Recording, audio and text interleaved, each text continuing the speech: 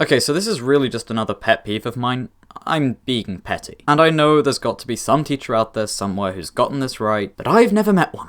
Not a single English teacher I've ever had, or met, or heard of has taught this feature of their own language correctly. This explanation, which almost all of us have heard at some point or another, this lie that's been viciously and deliberately circulated from school to school and class to class, has gone too far. The subject of a clause is not the doer of the verb, or the thing which performs the action. That's just wrong.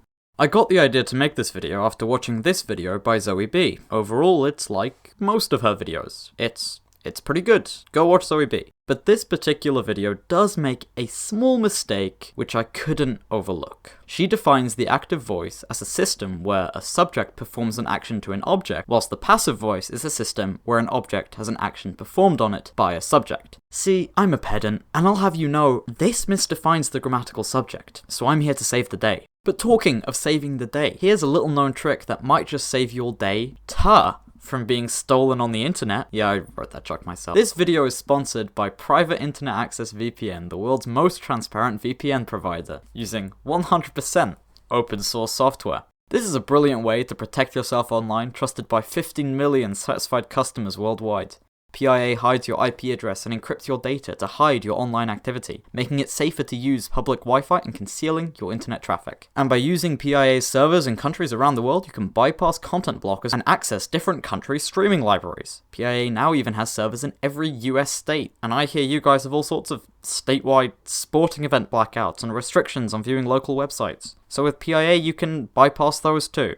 So make sure to go to Private Internet Access VPN via the link in the description, so you can get 86% off your purchase. And remember, if you're not satisfied, there's a 30-day money-back guarantee. Thank you for checking out Private Internet Access VPN, and thank you to them for sponsoring this video. Now let's get back to said video. What is a subject, linguistically speaking? The definition I think is the most useful is that the subject is the word or phrase which controls the verb. This means that whatever the verb agrees with is the subject. So here, the subject is the verb. In this clause, the subject is whatever the verb agrees with, and in this full sentence, the subject is this. So in the sentence, the dog catches the ball, the dog is the subject, as the verb is conjugated according to it. But in the passive construction of this, the ball is caught by the dog, the ball is now the subject. The reason I prefer this definition is because we already have a word which means doer of the action. See, in both of these sentences, we can agree that semantically, as far as meaning is concerned, the dog is what's actually doing something. So for this, we use the word agent. And likewise, even though we marked the ball as the subject of the passive sentence, we can agree that it is, in terms of meaning, the receiver of the action. So in both sentences, the ball can be described as the patient. The great thing about these definitions is now we have a really easy way to explain passive and active voice. We can simply say that the active is when the subject is the agent, and the passive is when the subject is the patient. See how making these grammatical and these semantic makes everything easier?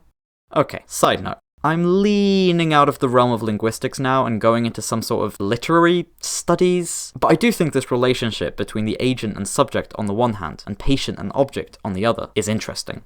In English, the default sentence is active, which means that in the default sentence, the subject is the agent. We implicitly associate controlling the verb of a phrase with performing some kind of action, and this can have real consequences for how we read texts. This is a bit morbid, but it's one of the most extreme and well-researched cases of this. Take the sentence, "The woman was raped by someone." The noun phrase, the woman, is the patient here, right? But it's also the subject, and that implicit link between subject and agent leads people to attribute less harm done to the victim and less responsibility for the perpetrator when shown passive sentences than when shown active sentences. Now this does not mean that English teachers getting things wrong about grammatical subject leads to rape culture. No. All I'm saying is that this kind of analysis is made easier by differentiating these terms. And also that maybe we shouldn't write about rape in the passive voice. Although, it's worth noting that however strong things like grammatical constructs can be in forming our views, they are perhaps more effective when drawing upon biases we already have. In the study I referenced earlier, generally the men showed far more effects from the grammar of the sentence than the women did. Is this representative of every single individual in the world? No, of course not. But it's interesting, isn't it? How terrifyingly powerful small grammatical constructions can be, and how we process them according to their semantic context, and how we've been socialized. But more importantly, I'm right, and my former English teacher and Zoe B are wrong, and that's what really matters.